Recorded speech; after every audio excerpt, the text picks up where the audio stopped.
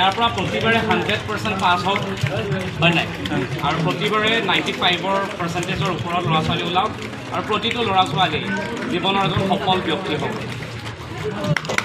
এটা পবিত্ৰ মাহ, আপোনালোক সকলোৱে এই পবিত্ৰ মাহটোত ৰাতিপুৱাৰ পৰা ৰাতিলৈ আল্লাহৰ ওচৰতে নিজৰ জীৱন নিজৰ সপোনবোৰ অৰ্পণ কৰিছে।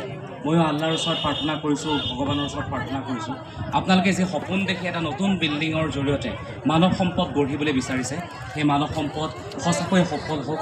ইয়াৰ পৰাই ৰাজনৈতিক নেতা ওলাওক, ডাক্তৰ ওলাওক, ইঞ্জিনিয়াৰ ওলাওক, বেকীৰ এই ভাঙা ৰাস্তাটো কোনোদিন সোনকালে যাতে দেখিবলগীয়া নহয়, ভাল ৰাস্তা বনাব পৰা ইঞ্জিনিয়াৰ হওক, এইফালেৰে যাতে বহু দূৰলৈকে বেমাৰী লৈ যাবলগীয়া নহয়, ভাল হাস্পতাল যাতে ইয়াতে হয় তাৰ বাবে চিকিৎসক ওলাওক, সকলো ওলাওক, এই বিল্ডিংটোৰ পৰাই ওলাওক। মই আশা কৰিম, ঈশ্বৰৰ ওচৰত প্ৰাৰ্থনা কৰিম, এই পবিত্ৰ মাহটোতে অনুৰোধ কৰিম যে আপোনালোকৰ সপোনবোৰ পজিটিভলি ইতিবাচক দিশত সদায় যাতে ইফালেৰে পাৰ হৈ যাব। ঈশ্বৰৰ ওচৰত এবাৰ প্ৰাৰ্থনা কৰিব ইয়াতে যাতে যি হয় চব ভাল হয় বুলি দেখিব, সঁচাকৈ ভাল হ'ব। আপোনালোক সকলোকে মই ধন্যবাদ জ্ঞাপন কৰিছোঁ মোক ইয়ালৈ আমন্ত্ৰণ কৰাৰ বাবে।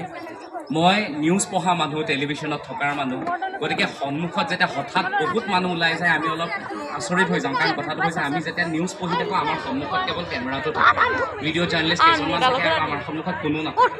বাকী আমি সাংবাদিক বন্ধুসকলক লগ ইঞ্জিনিয়াৰ বনাওক, আপোনালোকে সকলো বনাওক, আপোনালোকে ধৰ্মীয় গুৰুৰ পৰা আৰম্ভ কৰি সকলোকে সন্মান কৰিব পৰা ব্যক্তিও বনাওক, কিন্তু তাৰ লগতে পিতৃ মাতৃক চাব পৰা ল'ৰা ছোৱালী বনাওক।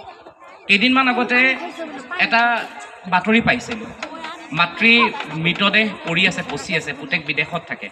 মাকক যেতিয়া লৈ অহা হ'ল তেতিয়া সাংবাদিকে সুধিলে যে আপোনাৰ মাতৃ এনেকুৱাকৈ মৃতদেহটো উদ্ধাৰ হৈছে, আপুনি ইমান দিন কথাই পতা নাইনে?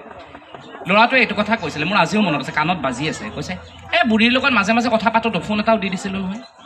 নিজৰ মাকক তেনেদৰে কথা ক'ব পৰা মানুহ, তেওঁ লাগিলে বহুত কোটি টকা দৰমহা পোৱা মানুহ নহওক কিয় মানুহ হ'ব নোৱাৰে। মই ভাবোঁ তেনেকুৱা মানুহ অন্তত TNDয়ে সৃষ্টি নকৰক। TNDয়ে মানুহ সৃষ্টি কৰক যি মানুহে ভাল পায়, মানুহক ভাল পায়, মানুহৰ আৱেগক বুজি পায়, মানুহৰ ভালপোৱাক বুজি পায়, পৰিয়ালক সন্মান দিব জানে। কিন্তু তাৰ অৰ্থ এইটো নহয় যে সদায় ল'ৰা ছোৱালীৰেই ভুল থাকে, কেতিয়াবা অভিভাৱকৰো ভুল থাকে। কেইদিনমান আগতে এটা ফোন খুব ভাইৰেল হৈছিলে, আপোনালোকে শুনিছিলে, দেউতাকে পুতেকক ফোন কৰিছে, পুতেকক কৈছে যে বাবা তই মোক চিনি পাইছনে? মই অমুকে কৈছোঁ। মই খুব খুচৰি চালোঁ, মানে বিষয়টো কি হয়, আমি একপক্ষীয়ভাৱে কথা কোৱাটো অনুচিত। ঠিক আছে, দেউতাক জীৱনৰ অন্তিম সময়খিনিত পুতেকক চাব বিচাৰিছে, দেউতাকৰ ওচৰলৈ যোৱা নাই, মানুহৰ দুখ লগাটো স্বাভাৱিক। আপোনাৰ মোৰ সকলোৰে আমাৰ দুখ লাগিব। আপোনালোকে যদি পিতৃ আপোনাৰ সন্তান যদি নাহে দুখ লাগিব। আমি বাতৰিটো পৰিৱেশন কৰিছোঁ। যেতিয়া বিভিন্নজনক সুধিলোঁ, বহুজনে ক'লে যে জীয়াই থাকোঁতে দেউতাকে ক'বলৈ নাপায়, ঈশ্বৰৰ ওচৰত আছে তেওঁৰ আত্মা, তথাপিতো কৈছোঁ জীয়াই থাকোঁতে, মই শুনা খবৰহে দেই, মই বাতৰি কৰা মানুহ, বাতৰি পঢ়া মানুহ, মই সেইকাৰণে কৈছোঁ জীয়াই থাকোঁতে হেনো আজিৰ পৰা 20-30 বছৰ আগতে সেই একেজন দেউতাকে নিজৰ সন্তানৰ ভৱিষ্যত কি হ'ব এবাৰো নাভাবি, তেওঁৰ পত্নীৰ কি হ'ব এবাৰো নাভাবি ঘৰৰ পৰা উলিয়াই দিছিল।